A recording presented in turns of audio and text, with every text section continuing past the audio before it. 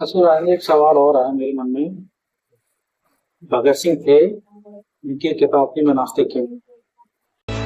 ओ माई तेरी मिट्टी बुलाए तू, ये दुनिया। पर आजकल के जो जो युवा हैं वो देशभक्त तो हैं, भगत सिंह को मानते हैं, पर उनकी विचारधारा पे नहीं चलते हैं। इस पे कुछ बातें कहना चाहोगे। देखिए, किसी को भगत फॉलो सिंह को करना। बहुत मान सम्मान देते हैं, उन्होंने देश के लिए बलिदान दिया, अपनी आजादी में योगदान दिया। पर जो कुछ लोग कहते हैं कि मैं भगत सिंह का फैन हूँ, पर भगत सिंह की विचारधारा पे नहीं चलते। मैं ऐसे लोगों को यही बोलूंगा कि वो देश के साथ या फिर हमारे वीर शहीद भगत सिंह के खिलाफ गलत कर रहे हैं, यानी एक प्रकार से उनका मजाक बना रहे हैं। जैसे बाबा साहब है, कुछ लोग बोलते हैं बाबा साहब को मानते हैं लेकिन वो कर्म कांडों में उलझे रहते हैं, तो वो कहीं ना कहीं बाबा साहब का मजाक बना रहे हैं। तो ऐसे दोस्तों से, ऐसे ऑडियंस से मेरा रिक्वेस्ट है कि अगर आप शहीद भगत सिंह को चाहते हैं, उनके फैन हैं, तो उनकी किताब जरूर पढ़ें, क्योंकि इनकी जब जीवनी पढ़ोगे तब आपको पता चलेगा कि ये देश के लिए उन्होंने क्या किया और हम उनके फॉलोअर वो के हम गलती कर रहे हैं या फिर क्या कर रहे हैं। अगर फॉलो करते हो तो वो पूरी तरह से फॉलो करिए, उनके विचारों पे चलिए, उन्होंने देश के लिए कितना कुछ किया। ये ऑडियंस को, जब तक आप किताब नहीं पढ़ोगे शहीद भगत सिंह की मैं नास्तिक हूँ, तब तक आप कुछ नहीं कर सकते। एक तरफ आप शहीद भगत सिंह के फैन होते रहेंगे, एक तरफ आप विलन का काम करेंगे। शहीद भगत सिंह ने देश के लिए, देश की बेटियों के लिए बहुत काम किए, लेकिन आपने जो बोला मैंने भी कई कई बार देखा है, भगत सिंह की फोटो लगा लेते हैं, डंडा होगा या हॉकी होगी, तो वो सब नहीं था शहीद भगत सिंह के अंदर। शहीद भगत सिंह ने इतनी कुर्बानियां दी है, इतना कुछ खोया है उन्होंने अपनी 23 साल की उम्र में। 23 साल की उम्र में उनको फांसी लगा दी गई। सुखदेव और उनके साथ राजगुरु थे, इन सबके कुर्बानी को हम भूल नहीं सकते। लेकिन आपको भी उनके विचारों पर अगर चलना है, उनके विचार कोई गलत नहीं है। अगर आप उनको पूरी तरह से पढ़ेंगे तो उनके विचार गलत नहीं है। आप उनको पढ़ेंगे, मैंने पढ़ा है, उनकी मतलब बहुत सारी अच्छी बातें हैं। ये भगत सिंह की आप जो गाड़ी पे और उस पर जब आप चिपकाते हैं ना हॉकी वॉकी, वो तो एक प्रकार से दबंगई सी हो गई। उससे क्या है, इनकी भी इमेज खराब होती है, हमारी भी इमेज खराब होती है। इनके विचार पढ़ो, उनके विचारों पे चलो और देखो उन्होंने एजुकेशन के पर कितना जोर दिया। भगत सिंह की अगर आप जीवनी पढ़ोगे, भगत सिंह की पूरी जीवनी पता क्या है, उनकी लड़ाई हमेशा ब्रिटिश हुकूमत से क्यों थी, क्योंकि ब्रिटिश हुकूमत कैसे हमारे देश में आई थी। उनकी सबसे पहले एक कंपनी आई थी, आप इनको पढ़ेंगे, ईस्ट इंडिया नाम से ईस्ट इंडिया कंपनी आई थी ब्रिटिश ब्रिटानियों की। इनकी जीवनी पढ़ेंगे, आपको साफ साफ जाहिर हो जाएगा कि इनकी लड़ाई थी उद्योगपतियों से।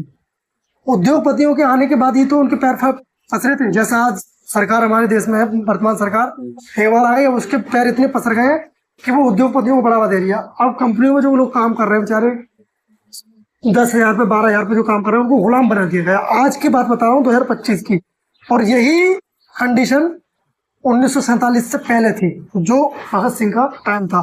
तो इनकी लड़ाई उद्योगपतियों से थी। मैंने तो इनकी किताब पढ़ी है, मुझे पता है। इनकी लड़ाई वो थी कि भाई हम लोग भी तो इंसान है, हम लोग जब काम करते हैं आपके कारखानों में, तो हमें पूरा हक अधिकार मिलना चाहिए। वहां से लड़ाई छिड़ी थी, वहां से लड़ाई छिड़ते छिड़ते फिर देश की आजादी पे लड़ाई आ गई थी। क्यों? जब आप देश के नागरिकों को, देश के युवाओं को गुलाम बना कर काम कराओगे, तो हमें नहीं चाहिए ऐसी कंपनी, नहीं चाहिए हमें ऐसी हुकूमत, चलो भागो यहाँ से। तो जब आप पढ़ोगे तब आपको हकीकत पता चलेगी, तब आपको पता लगेगा कि हम किस चीज को फॉलो कर रहे हैं और क्या कर रहे हैं। हमारे देश में ज्यादातर हर चीज पे टैक्स लगा रखा है, दही, शिक्षा। और ये जो थे शहीद भगत सिंह, ये कट्टर सनातनी थे, लेकिन ऐसा क्या हुआ इनके जीवन में कि नास्तिक बन गए? ये आपको तभी पता चलेगा जब आप किताब पढ़ेंगे। हमारे देश में सबसे ज्यादा आजकल महंगाई पे चर्चा ज्यादा होती है, हर चीज पर टैक्स बढ़ता रहा है। इंसान सोता है, सुबह 2 रुपए बढ़ जाते हैं दूध के, कोई पीरियड पे बढ़ जाते हैं, कभी 8 बढ़ जाते हैं।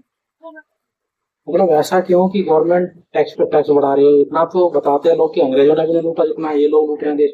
मैंने आपको क्या बोला, इस सारी चीजों की जड़ एक ही है कि आप अगर सत्ता में एक बार आ जाओ, अब जनता को ऐसा बना दीजिए तो वो सिर्फ खा सके, अपना घर ना बना सके। और उसको घर बनाना ही पड़े ना, तो सरकार की, इसका जिम्मेदार कौन है, जनता है या सरकार? सरकार। अब सरकार है, शुरू में जनता जिम्मेदार थी, जनता ने वोट दिया, बाद में ईवीएम आ गई, अब जनता बेचारी कुछ नहीं कर सकती। अब मेरे को तो नहीं लगता कि जनता क्यों नहीं कर सकती है? जनता रोड पे आ सकती है, जनता चाहे तो रातों रात तख्ता पलट सकती है सरकार में। अब तख्ता तो तब पलटे ही जब जनता को थोड़ा बहुत वजन होगा। जनता की पहले से कमर तोड़ रखी है, जनता की कमर तोड़ रखी है। जनता अगर सड़कों पर आएगी तो उनके बच्चे भूखे मरेंगे। तो एक काम कर सकती है यहाँ जनता, अगर मेरी बात मानो तो जनता एक काम कर सकती है, अगर कोई भी हुकूमत अगर गलत कर रही है आपके साथ, आपको ज्यादा सता रही है, तो आपके लिए कोर्ट है, कोर्ट को आप केसों से भर दो हुकूमत के खिलाफ। जो हुकूमत आपके साथ गलत कर रही है उस हुकूमत के खिलाफ आप केस पे केस दायर करो, और फिर जब जो बिगुल बजेगा ना वो आजादी का होगा। आपको कुछ नहीं करना हो, आप जाकर सिर्फ दे दीजिए हमारी जिंदगी खत्म है और हमें बस आजादी चाहिए। हुकूमत ने हमारे साथ ऐसा किया है। और जनता जागरूक हो गई। एक ब्रिटिश हुकूमत थी, उसने हमें हमारे पुरखों को मार दिया, अब ये हुकूमत हमें मार रही है। तो बस एक ही दरवाजा है, आप दरवाजा खटखटाइए। आप सड़कों पे आएंगे तो आपके बच्चे भूखे मरेंगे, आपके लाठियां चार्ज होंगे। तो अब तो एक ही रास्ता रह गया है। अभी देखा होगा आपने राजस्थान के जो स्कूल में छत गिर गई, बच्चों की 7 बच्चों की मौत हो गई। इसमें आप किसको जिम्मेदार मानते हैं? बाकी सरकार, अब हाँ इसकी सरकार है ये मैं नहीं जानता, लेकिन जिसकी भी हो सरकार जिम्मेदार है। जो जर्जर इमारतें हैं उनकी देखभाल करनी लोग चाहिए। मंदिर बनाने में इतना पैसा लगा देते हैं गवर्नमेंट, इधर मंदिर बनाओ उधर मंदिर बनाओ, पर एक स्कूल की छत सही नहीं होती। क्या लगता है आपको कि मतलब गलत है या सही? ये बहुत गलत है, क्योंकि देश का भविष्य होता है शिक्षा से। स्कूल बहुत इम्पोर्टेंट है। आपने प्राइवेटाइजेशन को ज्यादा तवज्जो दे रखी है, लेकिन प्राइवेटाइजेशन में हर कोई थोड़ी नहीं पढ़ पाएगा। वही बहुत से पेरेंट ऐसे हैं जिनको बेचारों को EWS का मतलब ही नहीं पता, इनको SC ST का मतलब एक्चुअली उनको पता ही नहीं कि स्कूलों में सीट के लिए भी कोई आरक्षण है। तो ऐसे पेरेंट को नहीं पता, तो बेचारे दुविधा में रहते हैं कि सरकारी तो बंद हो गई, या सरकारों की स्थिति खराब है तो हम बच्चों को कहाँ लिखेंगे। अच्छा, दिल्ली में, ये मेरा आखिरी सवाल है, दिल्ली में सबसे बढ़िया सरकार किसकी थी?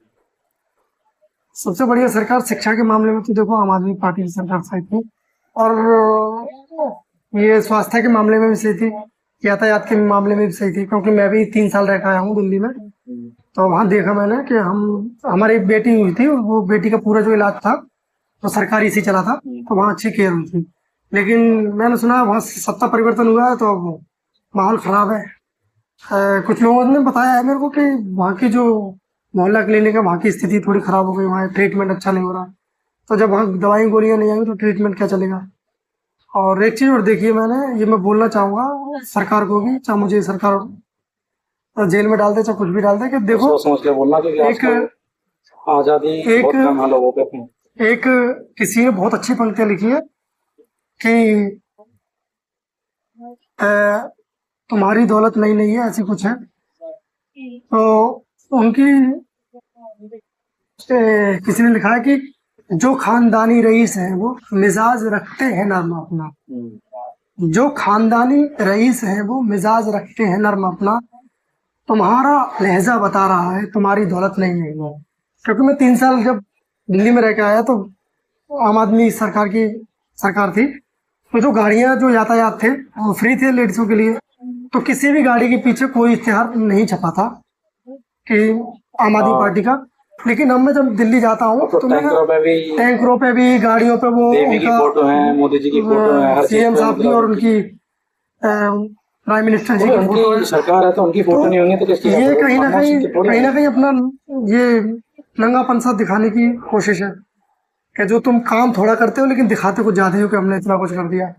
तो ये जनता मूर्ख नहीं है, जनता को सब पता है। और मेरे जैसे लोग बहुत होंगे कि बताओ यार, जो बंदा इतनी साल दिल्ली पर शासन करके गया और भी सरकार शासन करके गई, उन्होंने कभी इश्तेहार नहीं लगाया।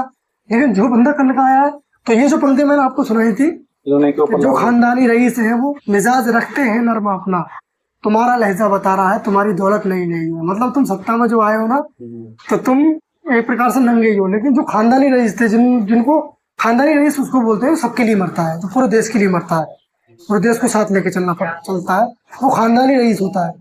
जैसे टाटा साहब हो गए, उन्होंने 2027 में अगर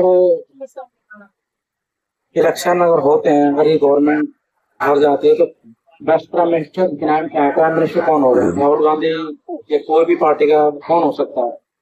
देखो, एजुकेशन के मामले, सत्ता परिवर्तन से मेरा कोई लालच नहीं है। अगर देश की महंगाई कंट्रोल हो सके, बेरोजगारी कम हो जाए। सत्ता परिवर्तन से मैं पहले बता रहा हूँ, सत्ता परिवर्तन से मुझे कोई सरोकार नहीं है। जो सच बोलने वाले होते हैं वो राइटर अपनी कलम उठाते हैं या बोलने वाले होते हैं, सामने किसी को बोल आजकल देते सच हैं, बोलने वाले जेल के अंदर होते हैं। जेल के बंद अंदर हो कुछ हो। अब इस थोड़ी बात में देर को रोकता हूँ। एक जंगल में आग लग गई थी, एक चिड़िया चोंच में पानी ले लेके उसमें आग में डाल रही थी और एक कौवा उसको देख करके हंस रहा था।